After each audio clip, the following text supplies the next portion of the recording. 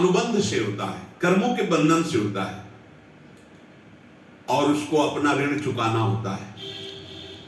कर्मानुबंध ये बहुत सूक्ष्म विषय है। जैसे आप जिस परिवार में जन्म लिए हैं तो उस परिवार के लोगों से आपका ऋण है, इसलिए उसी परिवार में आप आए हैं।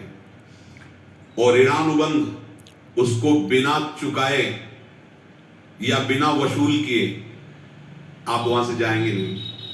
आपको लेना है तो वसूल करना है, और देना है तो चुकाना है। ये पूर्व के जन्मों से निश्चित किया गया है।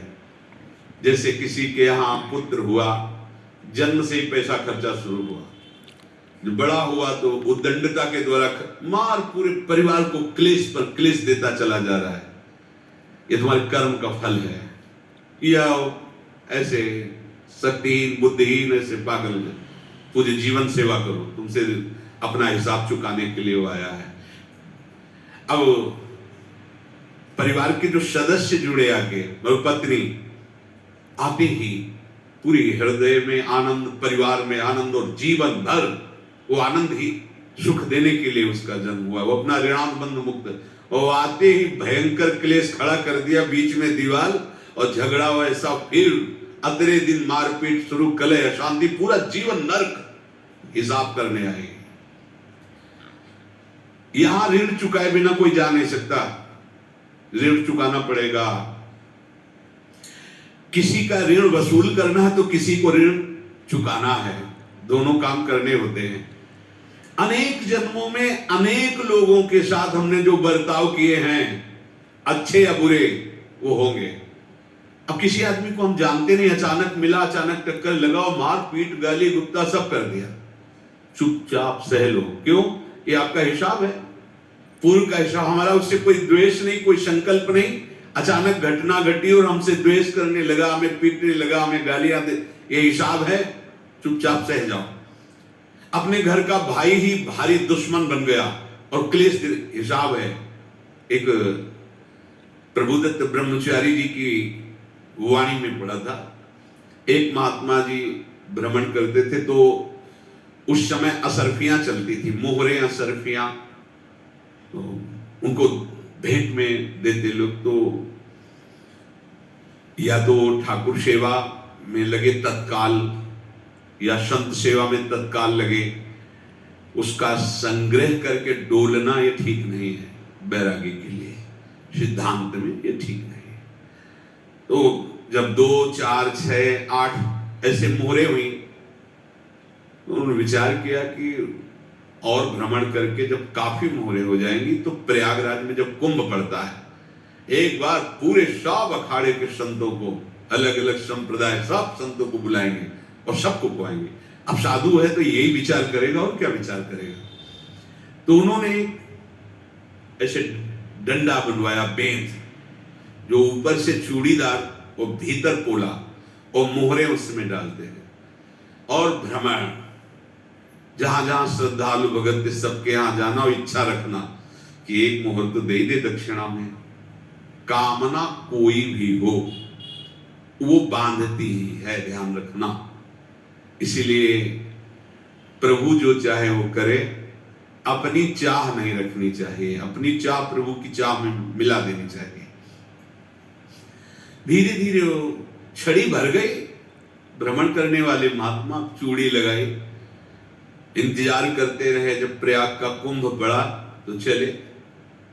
तो रास्ते में एक गांव में पूछा जाता है, जैसे कई लोगों की कोई श्रद्धालु ऐसा है जो संत सेवी है। तो कुछ लोगों ने बताया, हाँ एक परिवार है बहुत संत सेवी है और आपको मिलाते हैं उनसे। आइए महाराज, घर में रुका, खूब अच्छा हलवा पूड़ी पवाया, और जो घर के मालिक थे चरण दबाए। चरण दबाते दबाते उनकी दृष्टि पड़ी उस डंडे पे, तो इतना मोटा और ऊपर से कुछ चूड़ी सी भी नजर आ रही, इस डंडे में तो कोई रहस्य है ही है। अब महात्मा जी को खवा पिला के सुला दिया। महात्मा जी जब सो गए तो पत्नी से धीरे से कहा, वो डंडा लाओ बाबा जी का डंडा। और चूड़ीदार जो ही खोला पलटाया तो सैकड़ों मोहरे ऐसे संत रोज पधारे भगवान, तुम आनंद हो जाए। फिर क्या, पत्नी से कहा नाप के कंकड़ लाओ। वो तो महात्मा जी तो खाए खीर पूड़ी, आराम से सो रहे हो, रात में पूरी प्लानिंग करके उसमें कंकड़ भर के चूड़ी लगाकर सिराने रख दिया, सारी मोहरें हटा ली। महात्मा जी आराम से छड़ी उठाए तो वजन पक्का, वैसे बड़े लोग चतुर होते हैं, पर ये नहीं जानते कि कर्म कितना भयानक होता है।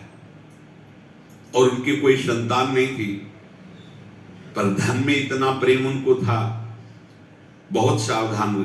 साधु महात्माओं के पास जो अर्थ है, गृहस्थी अगर आता वहीं से है, पर अगर उसको जोर जबरदस्ती या किसी छल कपट से, तो वो उसका विनाश ही करता है। आज तक का प्रमाण है। अब उनको ये भाव पता नहीं होगा, या पता होगा तो लोभ के कारण वो उसको मान नहीं पाए होंगे। महात्मा जी गए प्रयाग में, किसी अखाड़े पर रुके और वहां प्रार्थना की कि कल जो है संपूर्ण अखाड़ों का निमंत्रण किया जाए और सब संतों को भोग पवाया जाए, उनको दक्षिणा भी दी जाए। महंत ने सोचा कि बहुत बड़ा है तो उत्सव है, क्योंकि प्रयाग में कितने हजारों संत महात्मा सब। उनका महाराज बोरो इसमें चीनी और तीनों घी लगेगा, सब व्यवस्था। बोले आप मंगाइए, एक एक हिसाब हम करेंगे, हमारे पास सब व्यवस्था है।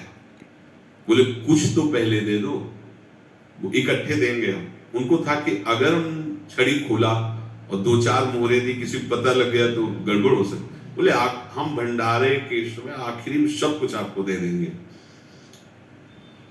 ठीक है। वो अपने पास से पैसे लगाकर खूब जितना सामग्री सब लाए, लाखों की, और सब संतों को निमंत्रण कर दिया।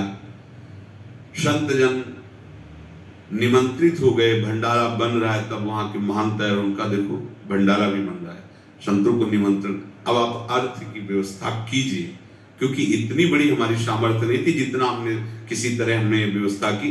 अब मुझे अर्थ चाहिए, तभी आगे की व्यवस्था बढ़ेगी। संतों को दक्षिणा देंगे और जिनसे अर्थ लिया उनको दे। देखो रसोई बन गई है सब। उनका छत में विश्वास नहीं, तो यार चूड़ी खोली। उनको तो था ना कि मोहरे हैं, कंकड़। तो जिसे कितना उनको सदमा लगा होगा, हजारों संतों का निमंत्रण, रसोई बन, तो संत हो के छल कपट। तो उनका महाराज आपने तो हमारा नाश कर दिया, जो महंत थे। अब बताओ रसोई बन गई, संत निमंत्रित हो गए, और आप ये कंकड़ दिखा रहे हैं हमको।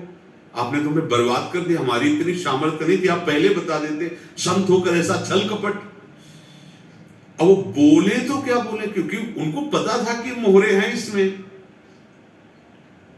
अंदर से उनका चिंतन गया उसी सेठ के पास, अच्छा ऐसा धोखा हमारे साथ किया, भोगोगे तुम। ये जो निकलता है ना भोगोगे, ये अकाट्य होता है। क्योंकि किसी का भी हृदय, मतलब किसी भी जीव जंतु को आप कष्ट दें और उसका हृदय आह भर जाए, तो वो आह वज्र की लेकर तुम्हें भोगना पड़ेगा। वो देखो भीष्म जी को भोगना पड़ रहा है। सांप को ऐसे धनुष के नोक से उठाया और बबूल के कांटों के ऊपर फेंक दिया, कई दिन तक शेदा हुआ, वो आह भर करके मरा। तो आपको 6 महीने बाणों की सैया पर आह, किसी की ना लेना जिंदगी।